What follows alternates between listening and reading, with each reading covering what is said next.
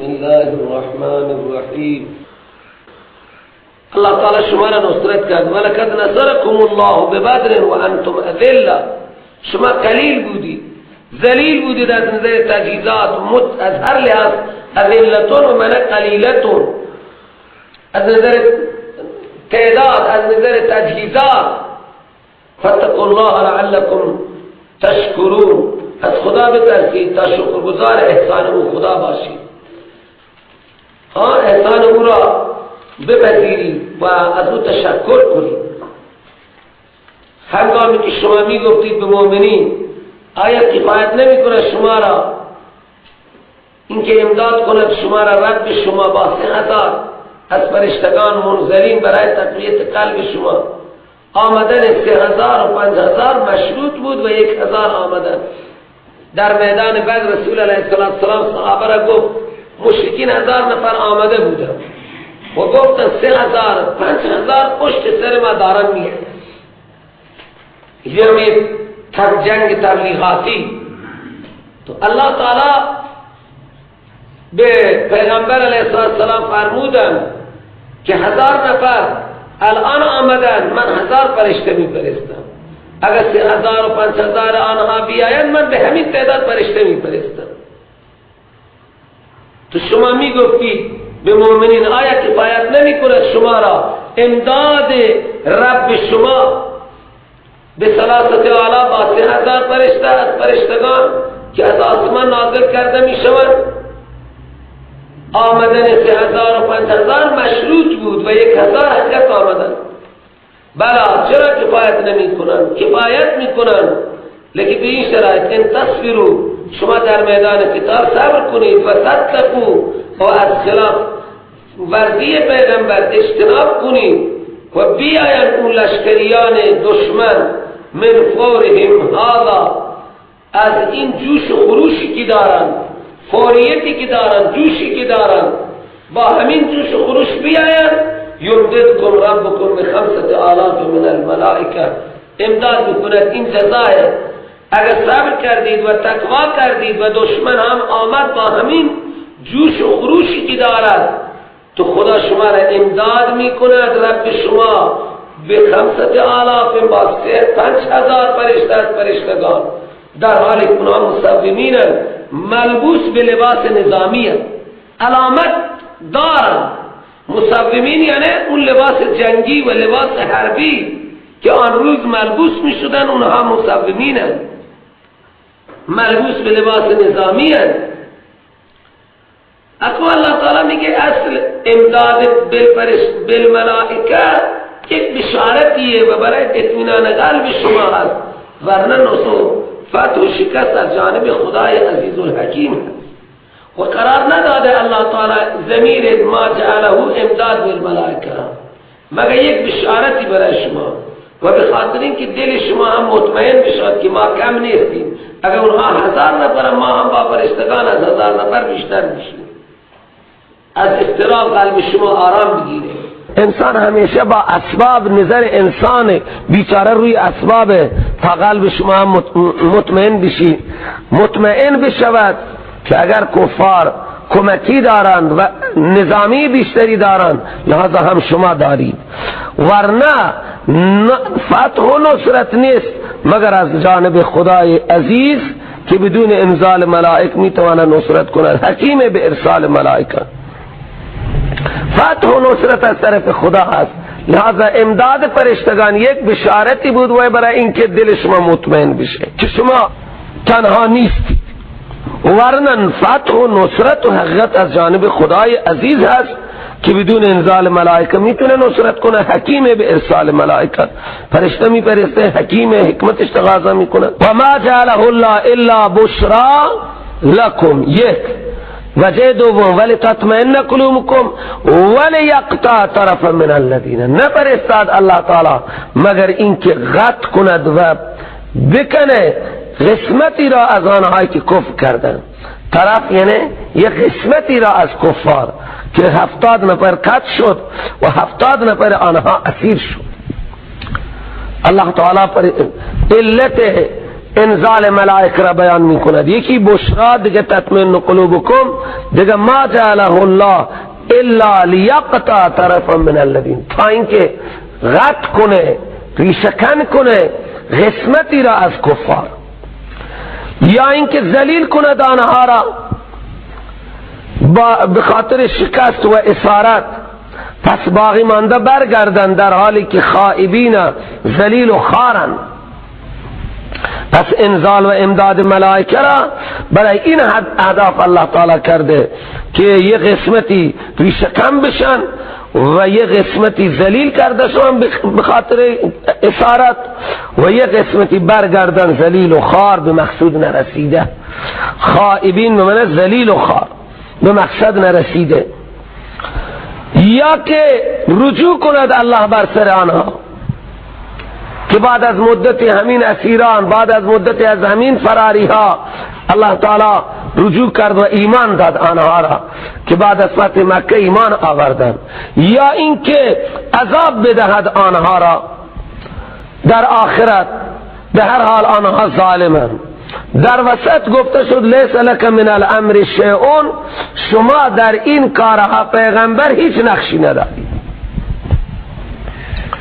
نه در قطع آنها، نه در ذلت آنها، نه در رجوع بر آنها و نه در عذاب آنها.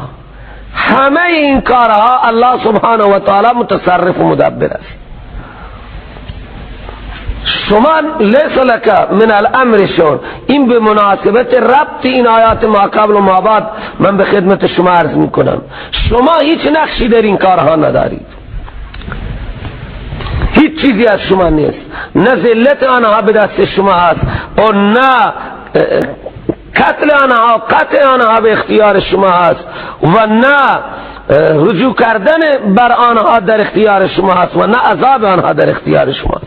خلاصه لیس لک من الامر شیء، الله تعالی این فرشتگان را، امداد فرشتگان را برای این اهداف کرد. حالا فرشته آمدن اینها را گرز زدن، 70 از اینها که کشتد و 70 اسیر شد، باقی مانده فرار کردن. از این اسیرها که من جمله حضرت عباس است داماد رسول پاک صلی الله علیه وسلم، اینها را آخر خدا رجوع کرد بر اینها را اگر می کشت خب کافر می مردن. بعد از 8 سال دیگر، این در سنه 2 هجری بود، 6 سال بعد الله تعالی اینها بر اینها رجوع کرد و اینها را بخش عظیمی از همینایی که در احد، در بدر و در احد آمده بودن، الله تعالی بر آنها رجوع کرد و ایمان عنایتشون کرد. پس این امداد فرشتگان این منافع را داشت و شما هیچ نقشی در این کارها نداشتید. حالا از نظر شان نزول وقتی میگه پیغمبر علیه السلام را اینها زخمی کردن و خون از چهره پیغمبر علیه السلام میچکید، رسول علیه السلام بددعایی کردن. الله تعالی فرمود لیس لک من الامر شیء، شما هیچ اختیاری ندارید، بددعایی نکنید. بددعایی که پیغمبر علیه السلام میکرد الله تعالی ممنوع کرد. شما بددعایی نکنید که اختیار شما نداری، همه کارها را خدای عزوجل خودش میکنه.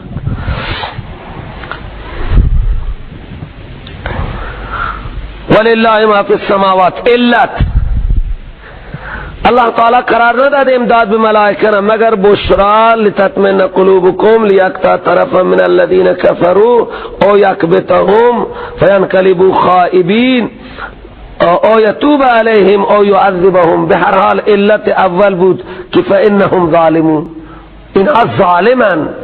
اگر هر حالتی بر اینها بیاید اینها حقدار اون حالتن، چرا که اینها ظالمن، به خدای کریم حق نمیدن و در مقابل پیغمبر خدا صف آرا شدن، لہذا اینها ظالمن.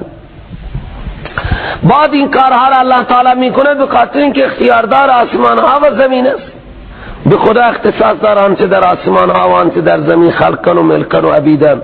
پس این خدا می بخشد هر کس را بخواهد، یعنی منیب را اسلام نصیب می کند، یعنی منیب را، و عذاب می دهد هر کسی را که بخواهد، یعنی انادی ها را، یعنی موت علی الکفر می ده. پس خدا حرف چرا ندارد. والله غفور رحیم، الله بخشنده است، گناه کفار را که توبه کنند می بخشد، مهربان از جنت هم می ده. اگر مخالف پیغمبر و مخالف صحابه پیغمبر اینها ایمان بیارن، خدا می بخشد و جنت می دهد، چون غفور است کفر آنها را و این همه شیطنت آنها را می بخشد، و چون مهربان است او جنت هم می دهد. بعد از حکم جهاد مضمون انفاق، یا ایها الذین آمنوا، الله تعالی فرمود مال را در راه خدا انفاق کنید، لحاظا سودخواری نکنید.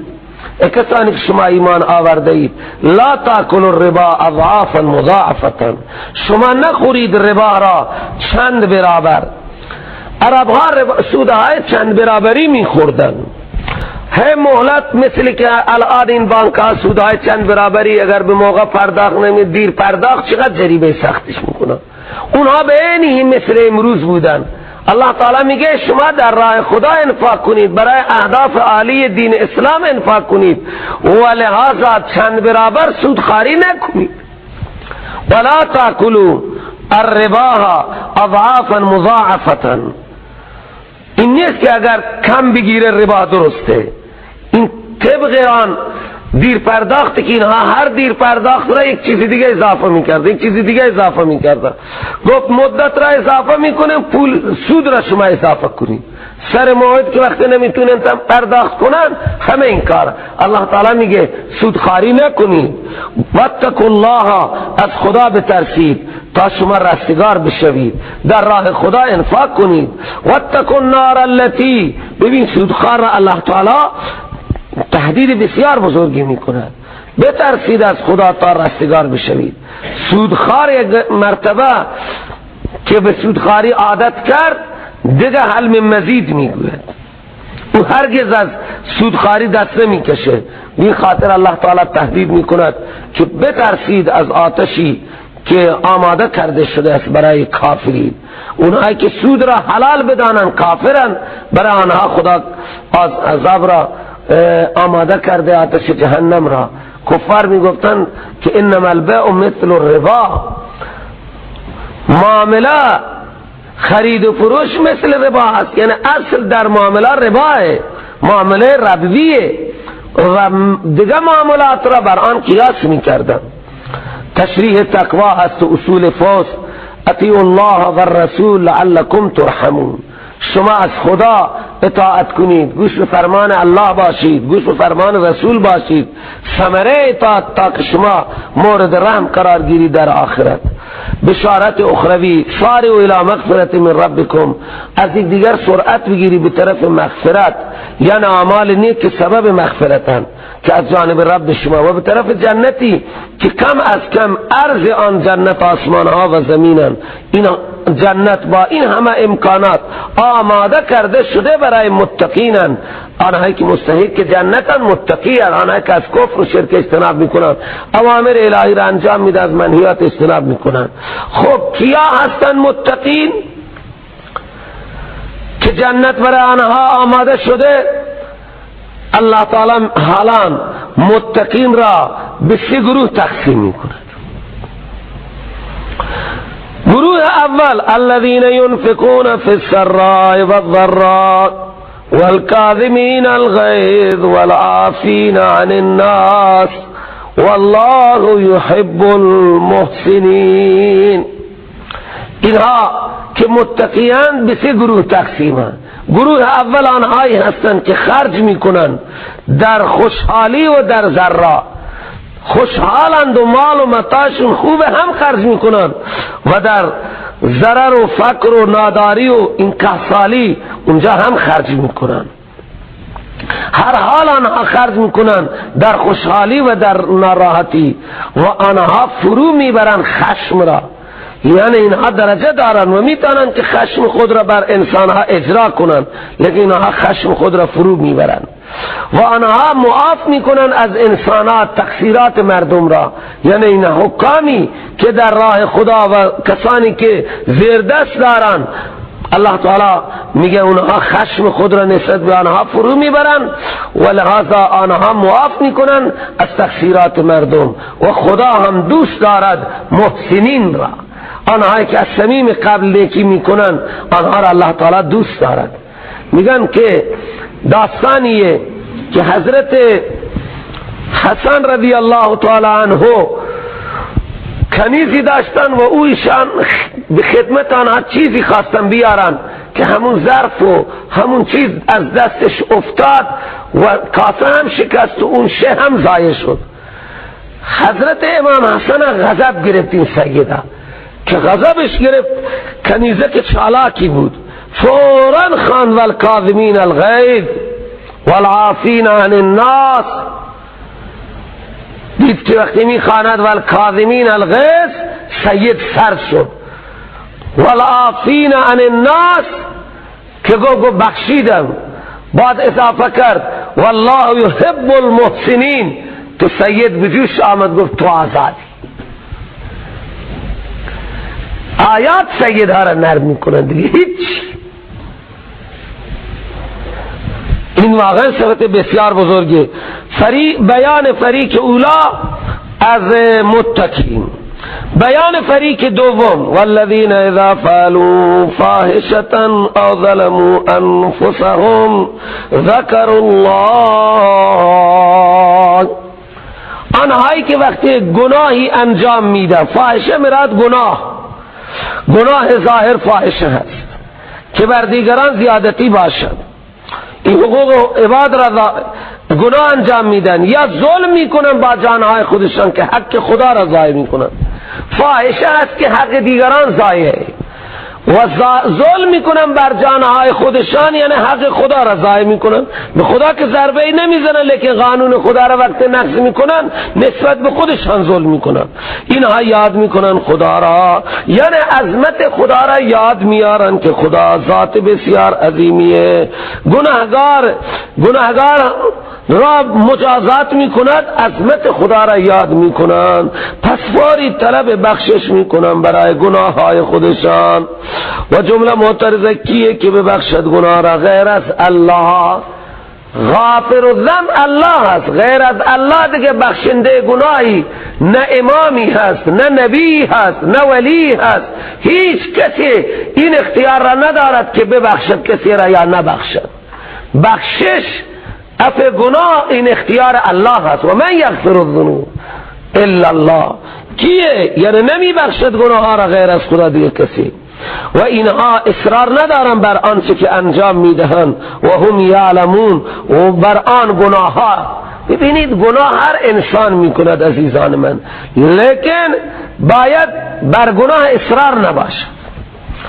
سنگین اینه که انسان بر گناه اصرار بورزد.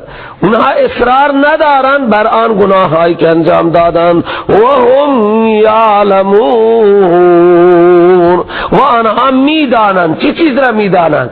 که گناه کار بدی هست و استغفار لازمی هست و خداوند متعال غفار است. آنها این سه مطلب را بیدارن: گناه کار بدیه، استغفار بعد از گناه لازمیه و این هم میدانند که خدا غفار. این سه مطلب را آنها میدانند. اولئک جزاؤهم مغفرتون. بشارت برای هر دو فریق اول، فریق دوم. اینها، این انسانها که این دو صفت را دارند، جزای آنها مغفرت است از جانب رب و باغهایی که جاری از زیر باغها نهرها همیشه میمانند تو این باغها. و نعم اجر العاملین. خیلی خوب اجر عاملین. تخفیف دنیاوی: قد خلت من قبلكم سنن. به تحقیق گذشته قبل از شما ای پیغمبر و ای صحابه سنن، نمونه های بارزی لذا سیروا فی الارض، سیر کنید در زمین. اگر میخواهید مشاهده کنید و برید بگردید در زمین و چشمم باز کنید ای مردم، کیف کان عاقبت المکذبین، چه شد انجام تکذیب کنندگان، آنها که انبیاء را تکذیب کردن، کتاب را تکذیب کردن، قیامت را تکذیب کردن. برید انجام مکذبین را نگاه کنید. لہذا ای مومنین چند سبایی باید صبر کنید تا تاریخ ابو جهلها بیاد فرا برسد، یا تاریخ اینها که فتره دارند بر مکه و در شهرهای دنیا، تاریخ آنها تکمیل بشه که اینها را خدا در زوالدان جهنم جمع خواهد کرد. هذا بیانون، این همه مضامینی که بیان می شوند، این مضامین بیان عظیمی هستند برای انسان ها و هدایت و راهنمایی کاملی هستند. علما همه را راهنمایی می کنند. و موعظه للمتقین، موعظه هستند برای متقین. موعظه اون سخنرانی را میگویند که انسان را مستعد برای عمل کند. اینها نصیحت های هستند برای متقین.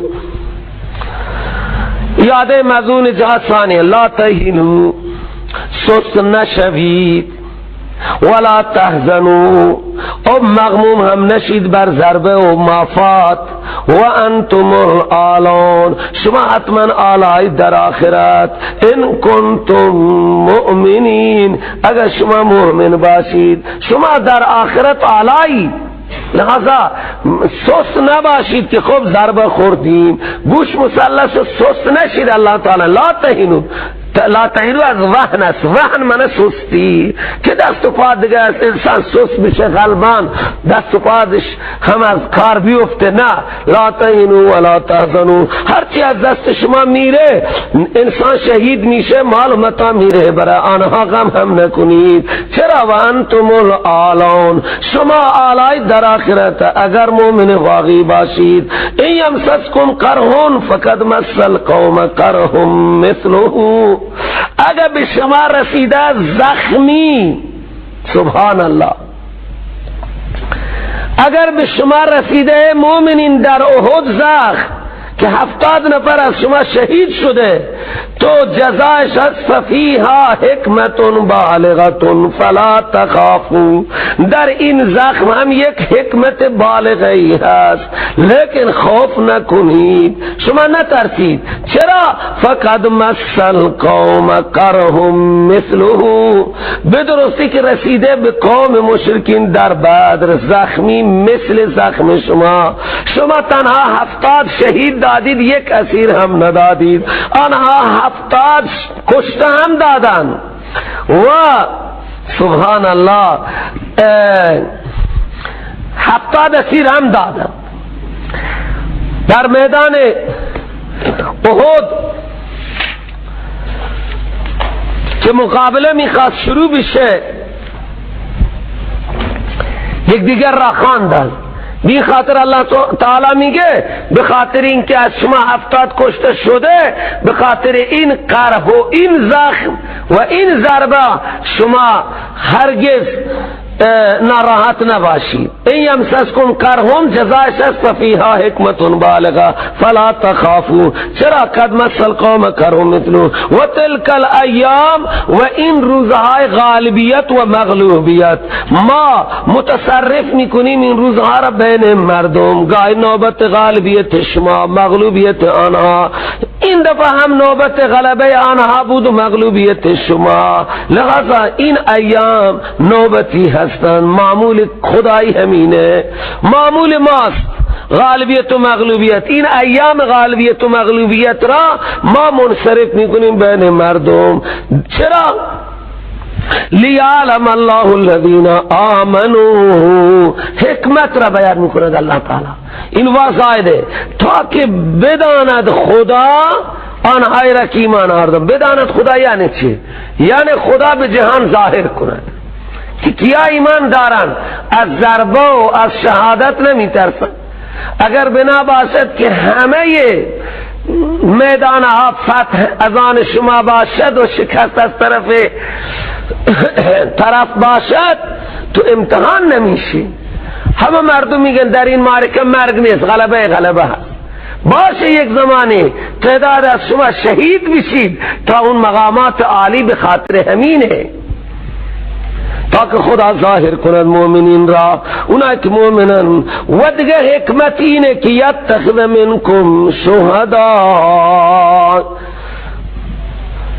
اتخاذ کند از شما تعدادی را شهید کند، به مقام والا شهادت برسانه. اگر این مقام بدون مردن که گیر نمیاد، بیه شما در میدان حتی کشته بشید و به مقام والا شهادت برسید. دیگه حکمت الهی این بود. اولا که شما هم زخم دیدید، اگر آنها شما زخم چند دو برابر دیدن، و دیگه الله تعالی این شکست را آورد به خاطر اینکه ظاهر کنند مؤمنین را و به خاطر اینکه تعدادی را شما به درجه رفیع شهادت برساند. و خدا هم دوست ندارد جمله معترضه، جواب شبه است. غالبیت آنها به سبب محبوبیت آنها بود، آنها را خدا غالب کرد، حمزه ها را شهید کردند به خاطر اینکه آنها محبوب خدا بودن. الله تعالی فرمودن والله لا يحب الظالمین، الله تعالی ظالمان را دوست ندارد. غالبیت آنها به خاطر محبوبیت نبوده که اینها محبوب خدان، الله تعالی دوست نداره ظالمین را. خب علت چهارم اینه لیمحص الله الذین آمنوا، صاف کند مؤمنین را. این شهادت، این معرکه برای تمحیص هست. تمحیص را حضرت استاد معنی می کردن، گفت پاک کردن. ببینید یک ظرفی را میخوان نظیف کنن، حالا امروز ریکا است و نمیدانم دیگه چیزی میمالن. اون قدیم روستایی ها و بیابانی ها می بردن خاک توش می کردن و با یک چیزی خاک می مالیدن. این خاک توی ظرف می کردن و می مالیدن دیگه هر اثری داشت اون بلا رنگی اثری کاملا صاف می شد. تمحیص همینه حضرت استاد رحم الله معنا می کرد و همینطور هم مثال می داد که تمحیص اینه. الله تعالی این معرکه را این ایام را نداولها بین الناس برای چی؟ لیعلم الله، لیتخذ و دیگر لیمحص الله الذین آمنوا. خدا این ایام را متداول می کند بین انسانها، غالبیت و مغلوبیت را منصرف می کند و می گرداناند همیشه برای یکی نه، تا پاک و صاف کند آنهایی را که ایمان آوردن، چون در مصائب تزکیه اعمال و اخلاق می شود. و دیگه یمحق الکافرین، و کافرها را به هلاکت برسانه. یمحق الکافرین، کافرها را به هلاکت برسانه. چطور؟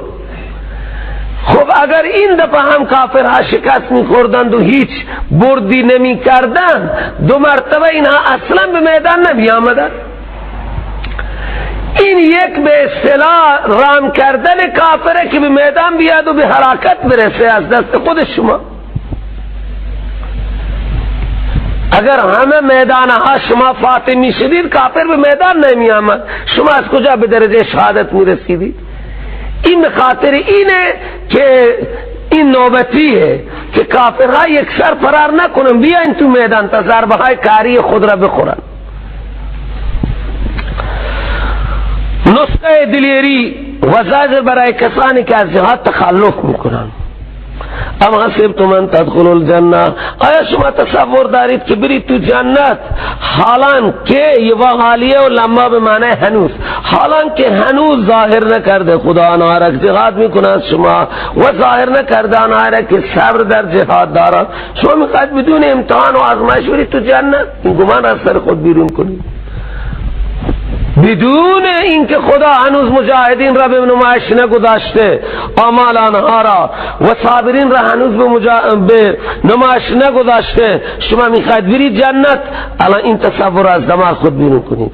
گمان دارید که وارد بشید در جنت حالان که ظاهر نکرده الله تعالی آنها را که جهاد میکند شما و ظاهر نکرده آنها را که صابرن در جهاد. ملامت بر انهزام هست. خب چرا ما شکست خوردیم؟ چرا از ما مرد؟ 70 نفر مرد، چندها نفر زخمی شد، تا جایی که سرور کائنات 2 دندان ثنیه مبارک او از 4 ثنایا چند تا هستن کاریا؟ 4 تا. کدوم هستن؟ خب 2 تا از این دندانهای ثنایای رسول پاک صلی الله علیه وسلم شهید شدند. از چهره مبارک خود 2 حلقه هم دو چهره رسول پاک صلی الله علیه وسلم رفت، لب مبارک هم زخم برداشت و از چهره پیغمبر صلی الله علیه وسلم خون سرازیر بود، خون می چکید. اون حلقه های خود هم تو سر رسول پاک، تو چهره رسول پاک صلی الله علیه وسلم اینجا که بود رفته بودن. صحابه بیرونشون کرد، اون حلقه ها دندان رسول پاک صلی الله علیه وسلم شکست، 2 دندان مبارک شهید شده. حالا الله تعالی میگه قبل از مرگ شما التماس شهادت داشتید. اونایی که در بدر شهید شدن 14 نفر بودن، لحظه یا 13 نفر، باقی ها که بسیار فضائل شهادت بیان شد، اینها تمنا کردن که دیگه میدانی می بود که ما خوب شهید بشیم. الله تعالی میگه برای شهادت خود شما متمنی شدید، عشق شهادت در شما بود. الان که شهید شدید چرا این طرف اون طرف میکنی، بابه میکنی؟ ولقد کنتم تمنون الموت، ملامت بر انهزام. به تحقیق بودی شما آرزوی موت شهادت داشتی، من قبل ان تلقوا، قبل از دیدن آن موت، یعنی از سبب موت. فقد رأیتموه، اکنون شما اون موت را دیدید، اسباب موت را از پشت خالد با اسبهای تیراندازی میکرد و شمشیر زنی میکرد از جلو کسان دیگر.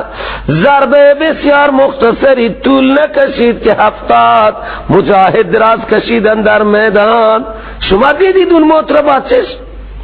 و انتم تنظرون، شما نگاه می کردید، در عالم خواب و تصور نبود، شما مبهوت شدید. خب همونه آنچه که شما آرزو کردید رسید، شهادت بود، شهادت به شما رسید دیگه. الان چرا حواس باخته اید و چرا این طرف اون طرفید؟ چیزی که حواس باخته کرد صحابه را موت، شیطان لعین اعلان کرد که ان محمدن قد قتل، بسیار سراسیمه شدن صحابه و حوصلهشون پس شد و پای فرار به طرف کوه گذاشتن. این خاطر الله سبحانه و تعالی میگه این که دیگه نشد. نه از شهادت حراس داشته باشید که شما مشتاق موت شهادت بودید، چیزی که شما اشتهاش داشتید آمد دیگه. الان چرا میگه انا هذا، از کجا آمد این، از شکست از کجا آمد؟ و دیگه این که وقتی گفتن ان محمدن قد قتل، بسیار سراسیمه شدن صحابه. سراسیمگی صحابه به اندازه شد که دیگه حد و مرزی ندارد. الله تعالی میگه خب شما جهاد میکنید به خاطر محمد صلی الله علیه وسلم یا به خاطر رب محمد؟ اگر به خاطر محمد صلی الله علیه وسلم جهاد شما هست، فداکاری شما هست و ندای ان محمدن قد قتل شما را سراسیمه کرد و حواس باخته کرد و میدان را گذاشتید و پای فرار به طرف کوه بزرگ احد گذاشتید، چیه؟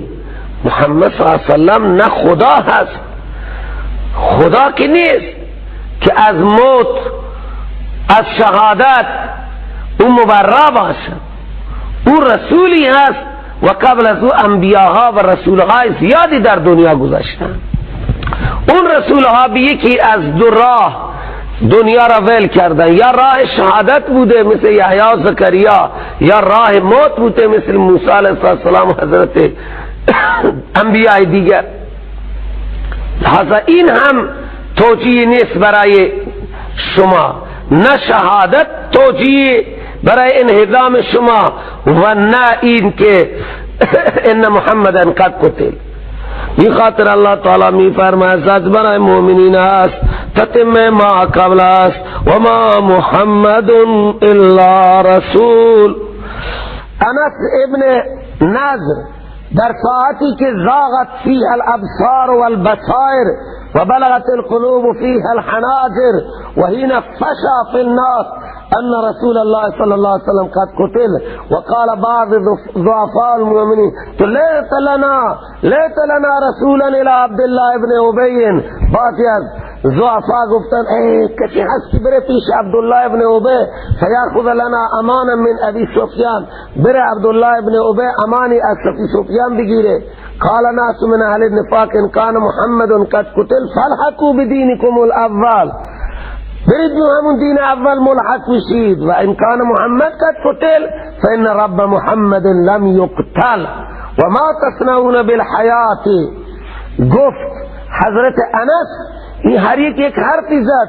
حضرت انس این حرفها را گفت که ان کان محمد قد قتل فان رب محمد لم يقتل و ما تصنعون بالحیات بعد رسول الله. شما میخواهید این زندگی را چکار کنید بعد از رسول پاک صلی الله علیه وسلم؟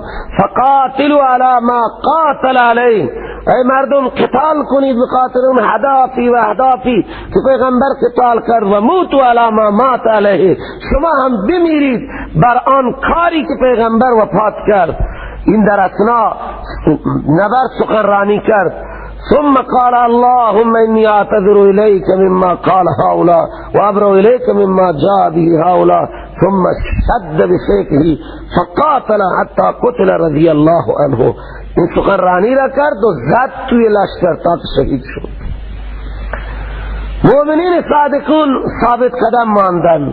اما المؤمنون الصادقون الموقنون فمنهم من ثبت معه، با پیغمبر ثابت قدم مانده، و منهم من كان بعيدا عنه فرجع الیه كأبي بكر و علی و طلحة و ابی دجانه الذي جعل نفسه ترسا دونه فكان يقع عليه النبل وهو لا يتحرك. ابو دجانه خود را بر پیغمبر سپری کرده بود، تیرها می آمدند و به پشت او می خوردن، تکان هم نمی خورد. خلاصه این که ان محمدا ان قتل محمد فلا یوجب ضعفا فی دینه لامرین، لان محمد بشرا، لان محمدا بشر كسائر الانبیاء و هؤلاء قد ماتوا او قتلوا. لہذا شما چرا حواس باخته شدید بخاطر اینکه ان محمدا قد قتل؟ و ما محمدون، نیست محمد الا رسول، خدا نیست که از موت و قتل پاک باشد، او رسولی هست. بیان القرآن معنی خدا نیست که از موت و قتل پاک باشد. گذشته قبل از این پیغمبران انبیاء عظیمی افا ماتا، اگر پیغمبر به موت طبیعی وفات کند او قتلا یا در میدان نبرد شهید بشود انقلبتم علی عقابکم، این محل استفهام انقلبتم علی عقابکم هست. اگر پیغمبر به موت طبیعی خود یا به شهادت برسه آیا شما برمیگردید به پشت سر؟ و هر کس برگردد علی عقبیه به پشت سرش تو فلن یضر الله شیئا، هرگز خدا را ضرر نمیدید. و سیجزی الله الشاکرین، و خدا آنهایی را که شاکرن و سپاس گزارن آنها را جزا خواهد داد. اونهایی که حق شناسن شاکرن. ترغیب جهاد، شما از جهاد به این خاطر فرار کردید که میمیرید، مرگ یقینیه، اصلا امکان ندارد از مرگ کسی پناه بگیره. به عقب نشینی از جهاد و از قتال به خاطر اینه که انسان میمیره و مرگ میآید. مرگ حتمیه، که امروز باشد که فردا باشد، که از قتال باشد که غیر قتال باشد، مرگ میآید و از مرگ کسی به هیچ عنوان نمیتواند نجات کند. وما كان لنفس ان تموت الا باذن الله. ترغیب الالجهاد، امکان ندارد برای هیچ نفسی که موت بیاید برای آن نفس، اون نفس بمیرد الا باذن الله، مگر به امر خدا. کتابا مؤجلا، مکتوب شده مقرر شده، عقب و جلو نمی شود. کتب کتابا مؤجلا، الله تعالی برای اجل هر انسان مکتوب کرده که در آن کتاب معین شده و تعیین شده در آن تقدیم و تأخیر نیست، پس برای چه حسرت میخوری؟ برای این شهدا الله تعالی در همین میدان مقدر کرده که زندگی آنها توی همین میدان برای خدا تمام بشه. و شما اگر طلبگار دنیایی که دنیا به هر که طالبش میرسه به شرط مشیت، و من یرید ثواب الدنیا نؤته منها، اونم به شرط مشیت و هر مقداری که ما بخواهیم، و هر که اراده آخرت کند ما میدیم او را از آن آخرت. و سنجزی الشاکرین، و ما شاکرین را جزا خواهیم داد، آنهایی که سپاس گزارند و در میدانهای نبرد استقامت میکنند. اکنون ترغیب است، خلاصه این که مثل انبیا و اولیاء بجنگید و در برابر دشمن سست نشوید، بلکه مثل آنها دعا کنید بر مبارزه ادامه دهید. و که ای من نبیین، مقصد این آیه ربطش من عرض کردم، شما سست نباشید، مثل انبیا و اولیاء بجنگید و در مسیر هدایت جان بدید و سست نباشید. الله تعالی میگه چقدر از پیغمبران قتال کردن با دشمنان خدا، همراه با اون پیغمبران بودن ربیون کثیر، رب پرستان زیاده. انبیا در راه خدا قتال کردن، همراه با آنها ربیون کثیر هم بودن. این رب پرستان زیاد فما وهنوا، سست نشدند عملا که دست از جهاد بکشند به خاطر اون مصائب و به خاطر اون کشتهایی که به آنها رسید در راه خدا. و ما ضعفوا، ضعیف هم نشدند قلبا و عملا. و ما استکانوا، و تضرع هم نکردند در برابر دشمن. چقدر نبی با رب پرستان همراه در راه خدا قتال کردند که هرچی به آنها رسید اینها سست نشدن، ضعیف هم نشدن قلبا، و نه در برابر دشمن به تضرع نشستن، یعنی تا آخرین لحظات حیاتی آنها در مبارزه بودن. هر چقدر شهید شد، هر چقدر کشته شد، نه آنها ضعیف شدن، نه سست شدن و نه در برابر دشمن تضرع کردن، تا آخری خطرات خون خود در راه خدا جهاد کرده. شما باید همینطور باشید. والله یحب الصابرین، الله تعالی دوست دارد چنین صبر کنندگان را. و نبود سخن اون انبیاء و ربانیون در میدان قتال مگر این که میگفتن ربنا اغفر لنا ذنوبنا. شما هم مثل اون ربانیون و شما مثل اون انبیاء بیایید در میدان و از خدا معذرت خواهی کنید. نبود سخن این انبیاء و رب پرستان مگر این که میگفتن ربنا، ای ربا اغفر لنا ذنوبنا، ببخش برای ما گناهانمان را، در اشتباهات ما اون یعنی بعض شکست در اشتباهات ما است. آنها دعا کردن که اغفر لنا ذنوبنا و اسرافنا و زیادتی ما را که در کار داشتیم، و مضبوط نگهدار قدم های ما را، و نصرت کن ما را بر قوم های کافر. پس شما هم باید مثل اون رب پرستان و انبیاء در میدان بیایید و ربنا اغفر لنا ذنوبنا و اسرافنا فی امرنا و ثبت اقدامنا و انصرنا القوم الکافرین. این دعاها را بکنید، بلا این که از ما چرا کشته شد و چرا فلان و چرا فلان، این حرفا را کنار بگذارید.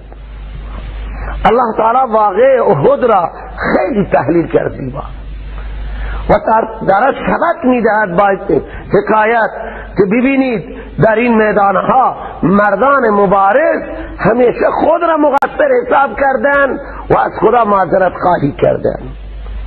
فآتاهم الله ثواب الدنیا، پس برکت این استقلال و دعا عنایت کرد اون رب پرستان خدا جایزه دنیا را، نصرت و فتح و بهترین ثواب آخرت را که جنت باشد، بهترین ثواب آخرت را هم به آنها داد. والله یحب المحسنین، الله تعالی دوست دارد نیکوکاران را، آنهایی که از صمیم قلب نیکی میکنند.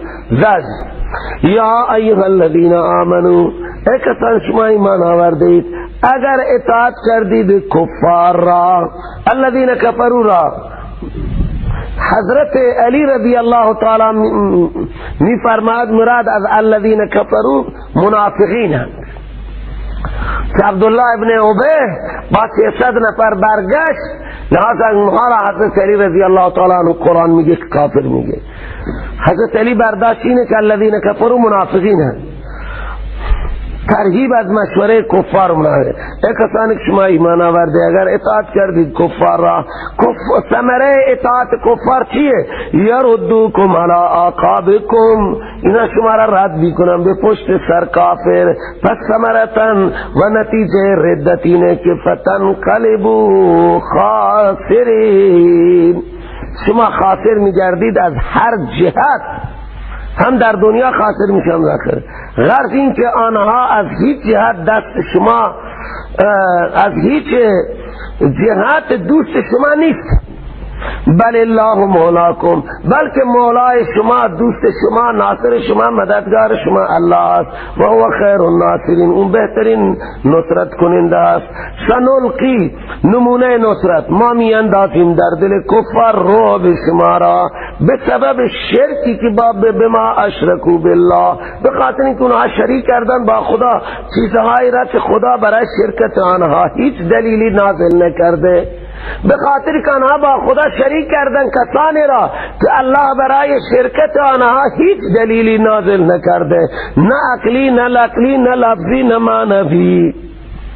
به خاطر شرک الله تعالی میگه رعب شما را من در دل آنها میاندازم. و مأواهم النار، ثمره اخروی بدبخت ها توی جهنم هستند، جایگاه آنها جهنم هست. و بیس مثوی الظالمین، و بدترین جایگاه ظالمین جهنم است. آنها که حق الوهیت الله را به دیگران میدهند ظالمند. ظالم کسی را میگن که به خدا حق نمیده، به صاحب حق نمیده. اینها ظالمند به خاطر اینکه حق خدا را که الوهیت و عبادت از به دیگران میده. سبب مغلوبیت مؤمنین،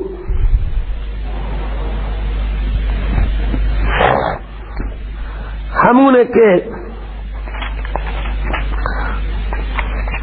عبدالله ابن جبیر فرمانده این 70 نفر از مجاهدین بود.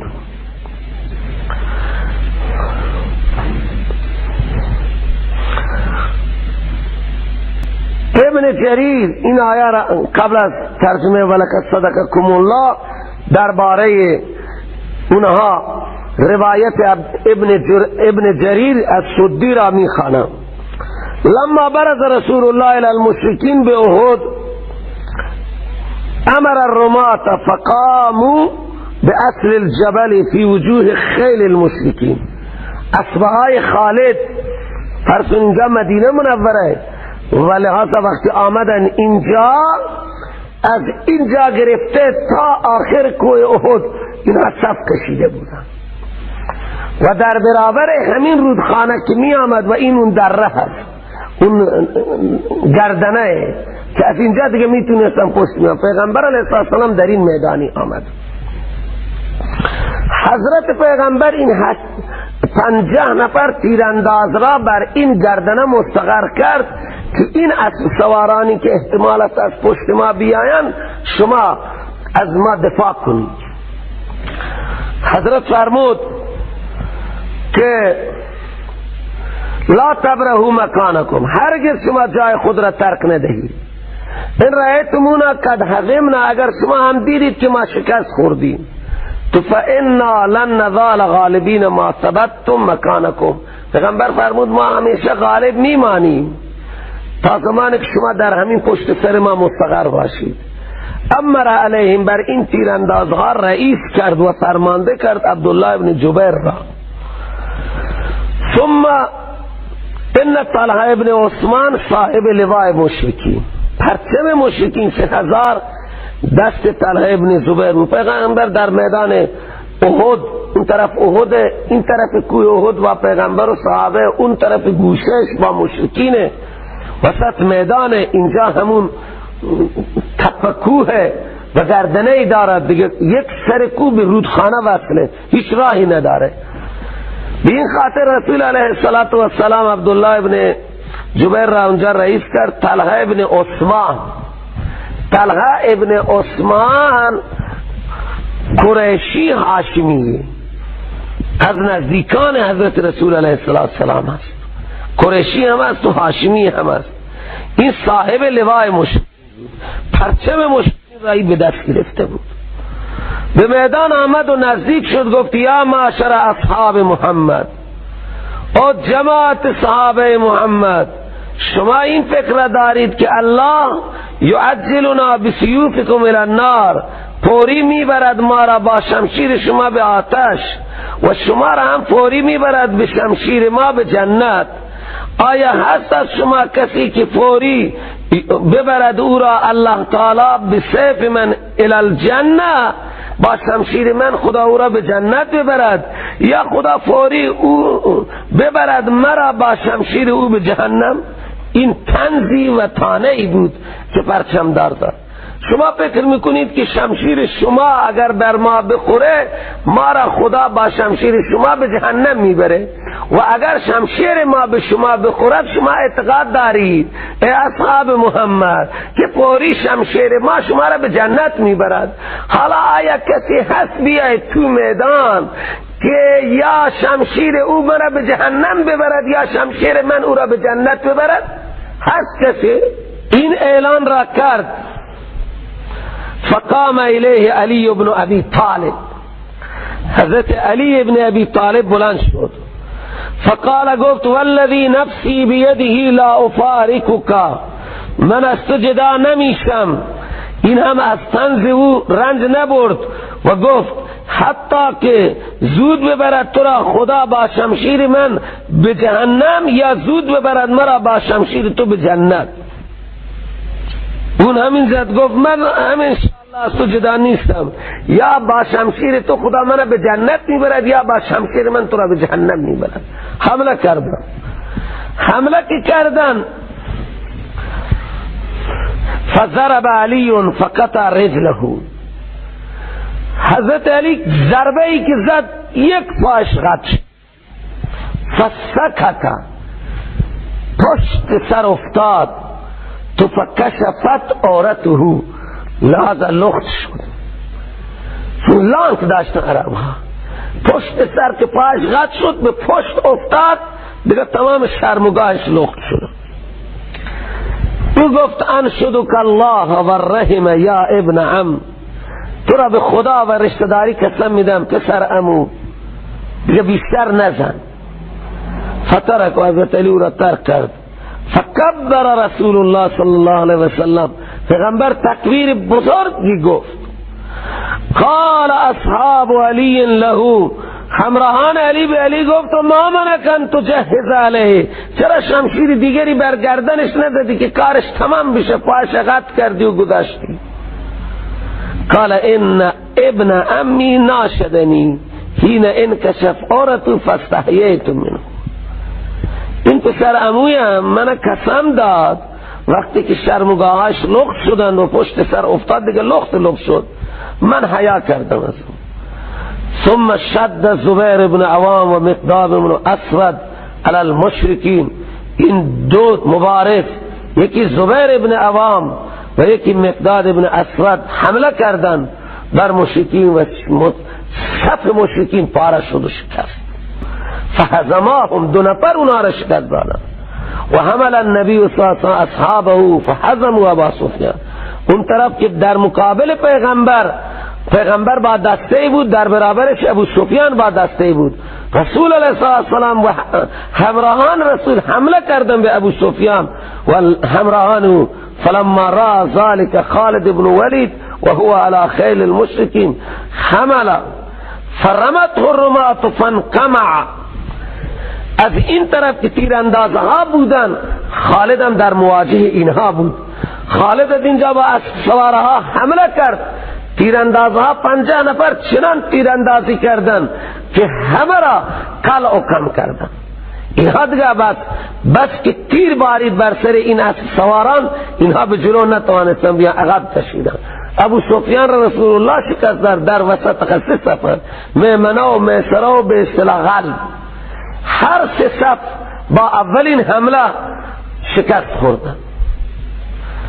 خب که شکست، لما نظر الرماة الى رسول الله و اصحابه فی جوف عسکر المشکرین ینتهبونه فبادروا الغنیم، اینها دیدن که اونی که در مواجه دسته اول که رسول الله بود ابو سفیان بود، اونها هم شکست خوردن، قلبی هم شکست خوردن، این میسره هم شکست خورد.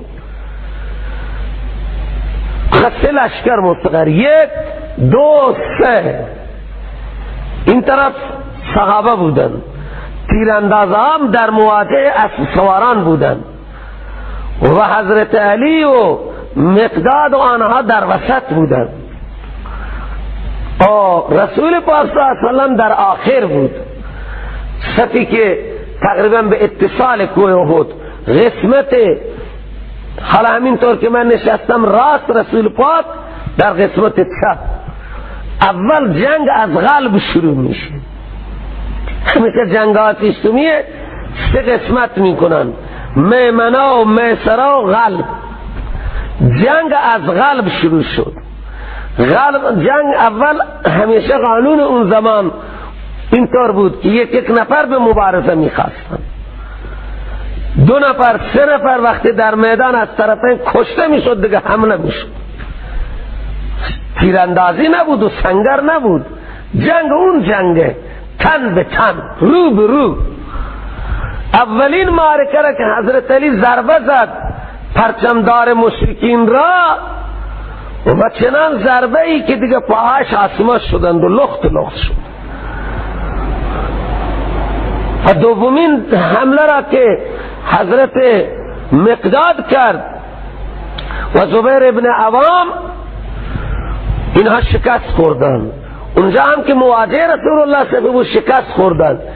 خالد که فرماندهی اسب سواران را داشت، این رمات که بالای کوه ایستاده بودن چنان تیراندازی کردن که اینها را شکست شد و میدان خالی شد. کفار این طرف رفت و مومنین این طرف بودن. شروع کردن تمام اساسیه کفار سر جا ماند. صف کفار شکست خورد و رفت. به جمعآوری اساسیه کفار که غنیمت هست، این رمات اینجا اختلاف کردن. اختلاف کا لما نظر الرمات الى رسول الله واسا فی جوف عسکر المشرکین ينتهبونه بادر الغنیمة فقال بعضهم لا نترك امر رسول الله فانطلق عامتهم فلحقوا بالعسكر فلما را خالد دید که بابا تیراندازها از این تپه پایین رفتن. اول همه اینجا 50 نفر ایستاده، 50 نفر هم زیاده دیگه. خالد دید که بله اینهایی که در مواجهه منن همه رفتن پایین، از این گردنه اینجا دیگه پایین میدان است. الان هم که مردم میره نگاه میکنه که برن پایین دیگه این طرف پشت خالیه. خالد دید که اینها همه رفتن، صاح فی خیلی، یک فریاد زد به سواران خود. ثم حمل على اصحاب النبی فلما را المشرکون، مشرکی ها که اون قسمتن غلب و میمنه اونجا بود، اونها هم دیدن که بابا از پشت خالد با لشکری حمله آور شده. اینها که آمدن اینجا روی این گردنه پیغمبر مستقر کرده بود، 8 نفر مانده بود با همون فرمانده عبدالله ابن جبیر. این 8 نفر اینجا کشتن، شهید کردن و از پشت اینها از پشت لشکر ریختن با اسبها و شمشیرها و پیاده سوارشون. آنها 2 مرتبه آمدن، کاملا پیغمبر و صحابه در محاصره شدن. بس رسول علیه السلام ضربه خورد و آخر صحابه به این قسمت احد فرار کردن که کوه بزرگیه. و پیغمبر این قسمت که اصلا در معرکه جنگ رسول علیه السلام ماند و صحابه این طرف متلاشی شدن. چرا دیگه اینا در محاصره شدن؟ از پشت خالد با لشکر خودش و از جلو اون 2 تا لشکر دیگر که غلب باشد و میمنه باشد. این میسره بود. الله سبحانه و تعالی میگه ولقد صدقکم الله، خدا راست کرد برای شما وعده خود را هنگامی که شما قتل می کردید اون کفارا به اذن الله. مرحله اول حمله شروع شد، شما قتل می کردید آنها را به اذن خدا، حتی اذا فشلتم شما سست شدید، سبب مغلوبیت مومنین. در احد شما سود شدید و تنازعتم فی الامر، با فرمانده و با فرمان رسول شما خلاف کردید و نافرمانی کردید در امر رسول، با هم اختلاف کردید رمات شما و نافرمانی کردید در امر رسول صلی اللہ علیہ وسلم. اونها من بعد ما اراکم ما تحبون، بعد از اینکه دیدید شما آنچه را که دوست داشتید شما، یعنی اون پیروزی را شما نافرمانی کردید، سست شدید، نزاع کردید بعد از اینکه دیدید، من بعد آنچه که دیدید شما آن را، آن ما تحبون را دیدید، یعنی فتح و پیروزی و غلبه را.